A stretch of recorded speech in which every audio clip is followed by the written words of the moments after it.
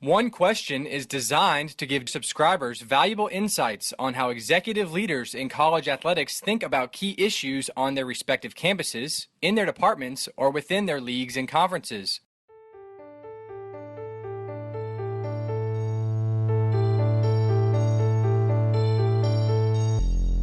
Greetings, this is Ty Brown and welcome to One Question, where we highlight executive leaders in college athletics. Our guest today is Marie Tuite. Marie is the athletics director at San Jose State University. Greetings, Marie. Thanks for joining us. Thank you for having me.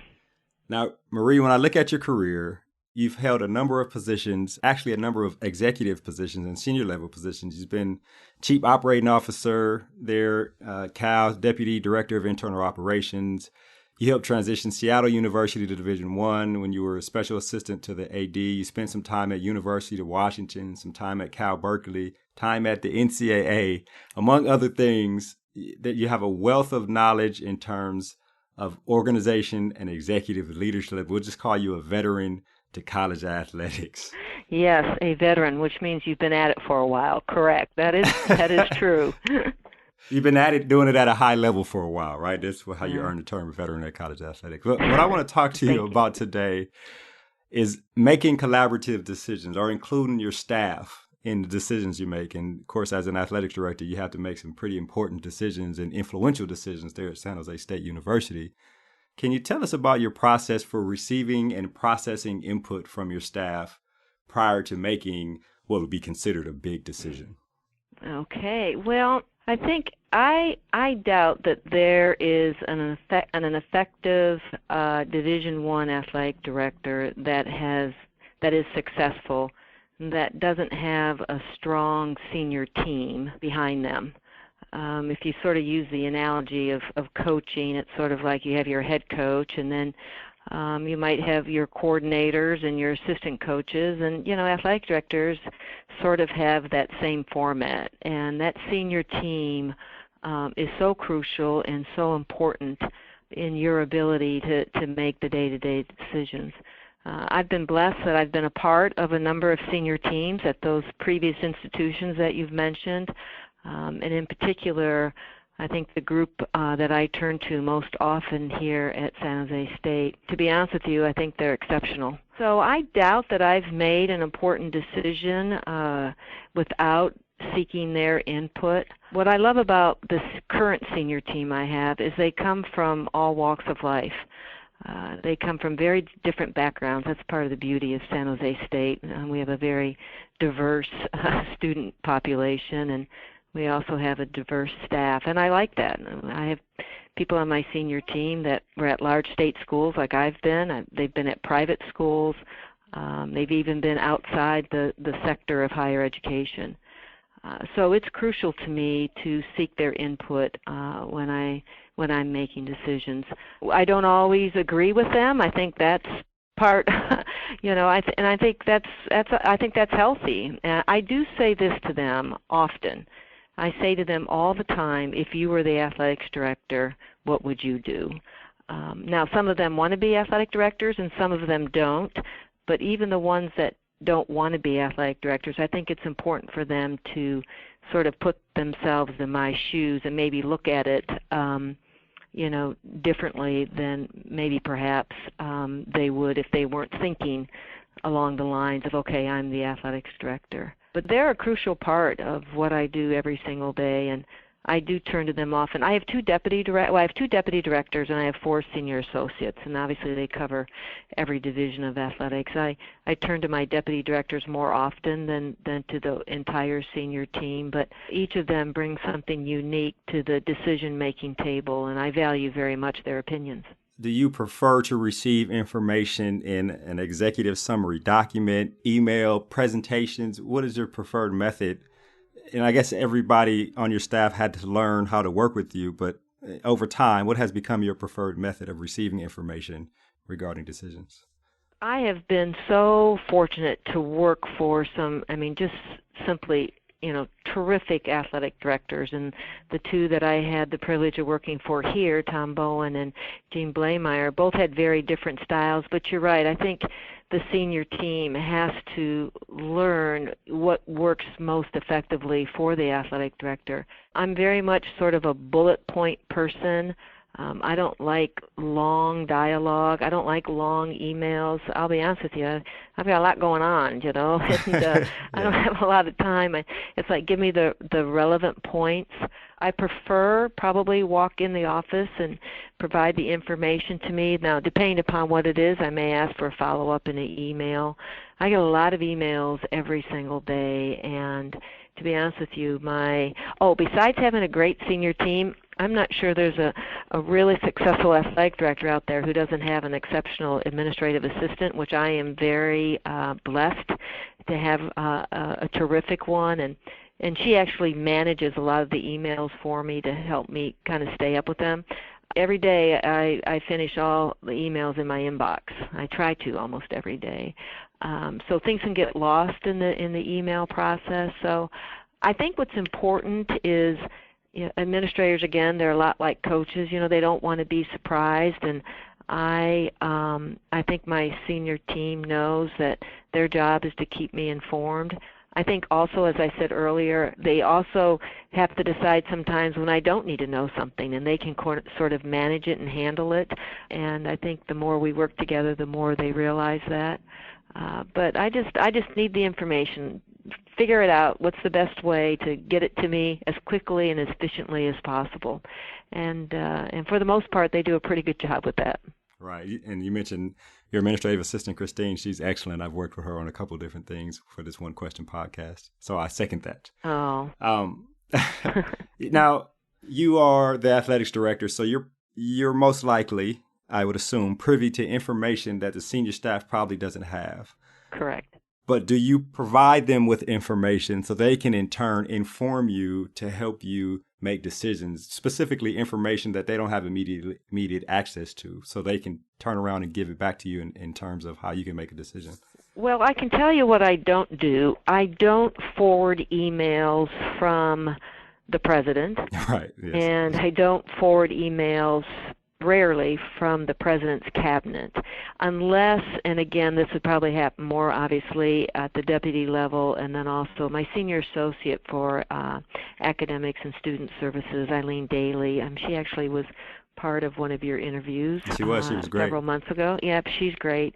If they're included in the correspondence originally, then I would, then I'm not as concerned about it. But I just don't think it's appropriate for me to provide information from the president's office to someone that perhaps, unless I ask the president, are you comfortable with this? My two deputies, my deputy director for athletics is Steve O'Brien, another just excellent, terrific administrator. I would most likely ask the president, are you comfortable, before I forward that. And same thing for the cabinet.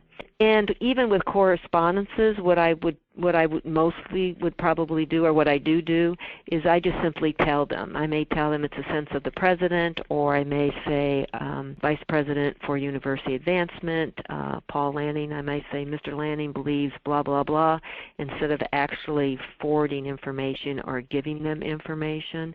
And it's usually, again, too, more in a conversation where if we're trying to make a decision, I'll see if I can give you a quick example. So the 49ers and Al Guido, the president of the 49ers, just terrific, came to us because, they're hosting the college football playoff, and asked us if we would be interested in moving our Army game from CEFCU Stadium to Levi Stadium in efforts to just simply promote, college football.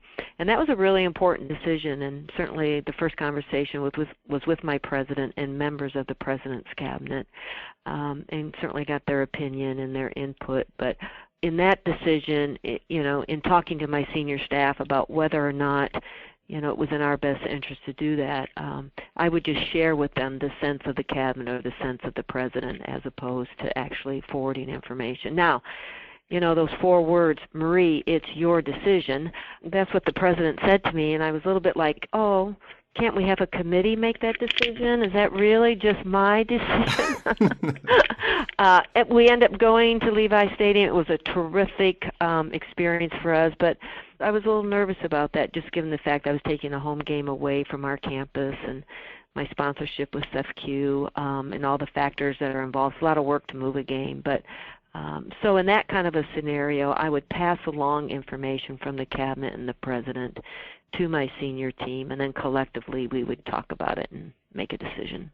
Now, you mentioned earlier that there are times when you don't agree with your staff's recommendations or with the information they've given you to make a decision.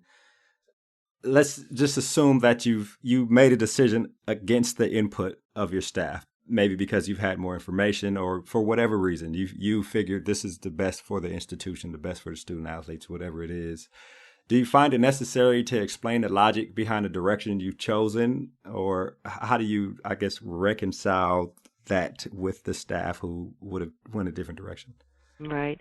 Well, I have been in that situation when I was in their roles many times, and I always felt, and I think this is really, really important as an administrator, that your staff, they have to feel safe and comfortable disagreeing with you. I think sometimes as administrators that, people will say, now I don't want a lot of yes people, but then sometimes when someone disagrees with us, maybe we don't handle it as well as we should. I want them to be very comfortable that they may not agree with me, but when I was in their role and maybe behind a closed door, I might disagree with the athletics director, but when I walked out, it was all 110% behind the decision that they would make, and I think my staff is like that. It's interesting actually sitting in the chair of being an athletic director.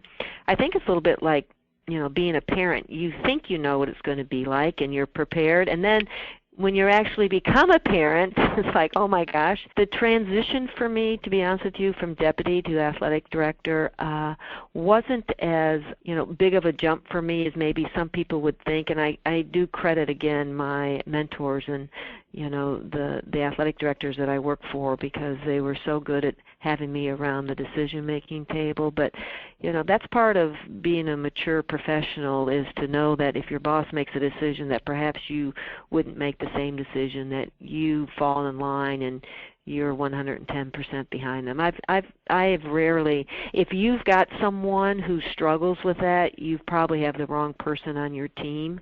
It's probably not the right fit for you. The good news is most of the time you're all aligned with the same values and the same mission. The athletic department should have the same as the university. So you're almost always all on the same page.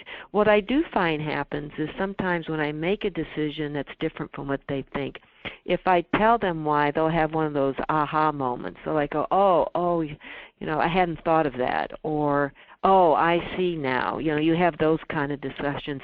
And I'm very much concerned about the university and the president's office and, every single day making sure we make the right decisions that are in the best interest of the institution, which is a different thought process than maybe I was when I was a deputy or senior associate or an associate athletics director. So I have found that those times where perhaps maybe I disagree with them are not frequent, and usually they pretty much understand why I decided what I did. Yeah, I found it, and I worked with the American Football Coaches Association for a long time.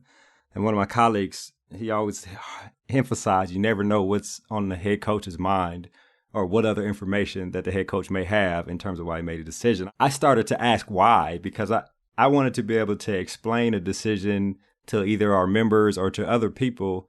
But if I couldn't make sense of it, I didn't know how to explain it. So I guess I probably had a lot of those aha moments because I was actually very curious about leadership decisions and then why we were making a decision to go in the direction we were making. It helped me a lot as I grew as a professional. Well, and that's, kudos to you, because again, you're, that's the learning curve for you, that you wanted to learn and understand more. And, I would hope that every member of my staff would often ask those questions, because it creates what we call a teaching moment. It gives you the opportunity to look at something maybe differently through the lens of someone different than yourself. Well, this has been a great conversation, Marie. I really appreciate you joining us here on One Question. Well, and I just would like to just give a shout out to you, Ty. I really appreciate your professionalism, and you tracked me down there a few times. I think we had this scheduled once, and I had to That's fine. Hey. reschedule. But I just really appreciate what you're doing, and I really appreciate all of the sessions that you're having. I keep them all in a file, and I do listen to them all. It Oh, may wow. take me a Okay. little while sometimes to get to all of them, but really appreciate the work that you're doing. So I wanted to thank you to not only all the athletic directors, but maybe even more importantly, to the deputies and the seniors and the associates and the assistants that someday will become athletic directors. So thank you. Well, you're welcome, and I really thank you. That was Marie Tuite. She is the athletics director at San Jose State University. And of course, this is Ty Brown with one question. And keep in mind, the role of a leader is to create and maintain an environment that people want to be a part of. And as always, be better tomorrow than you are today.